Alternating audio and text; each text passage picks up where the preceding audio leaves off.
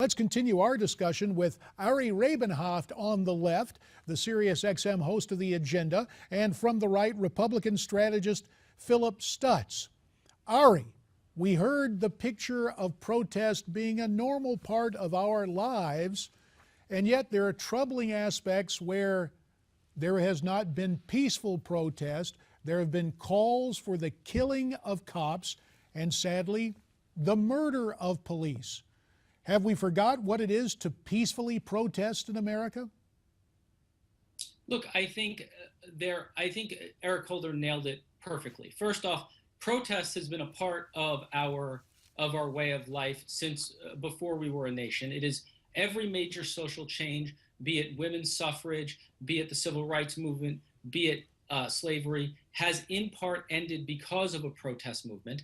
I think those protest movements have been peaceable and been not peaceable in our history in a lot of ways. And I think, we all respect peaceful protest and we all deplore violent protests. And I think calls to violence are not only inappropriate, they're not useful actually in these protests. They're not a useful element. They draw criticism and condemnation, not change. And I think changes come through peaceful protest in this country. And I think the vast majority of people out on the street, the vast majority of people protesting now are peaceful protesters. And there are a few people out there who are doing the wrong thing, but that shouldn't distract from the fact that the vast majority of people are out there to make their voice heard. Phillip, your take on the situation. Well-intentioned protest gone wrong? What's going on in your mind?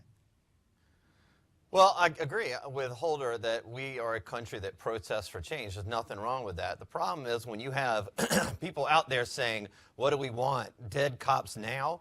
The problem with that is that, the responsible thing for leadership in this country is to say, for Obama, for Holder, for the great Al Sharpton, as Ari probably thinks, is to say that's not where we need to go. They don't need to say it on the back end after 2 cops have been murdered.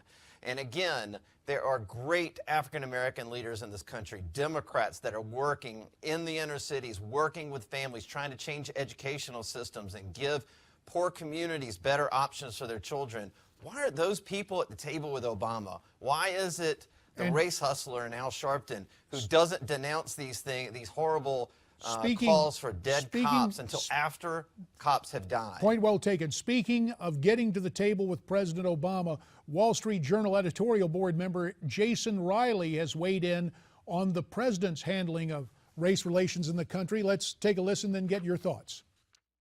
If we want to address perceptions, negative perceptions of young black men, we have to address the behavior that is driving those perceptions. And that is not a conversation President Obama or Eric Holder or Al Sharpton or all the rest want to have, because they have a vested interest in pushing a false narrative, which is that racism is an all-purpose explanation of what drives what's wrong in black America.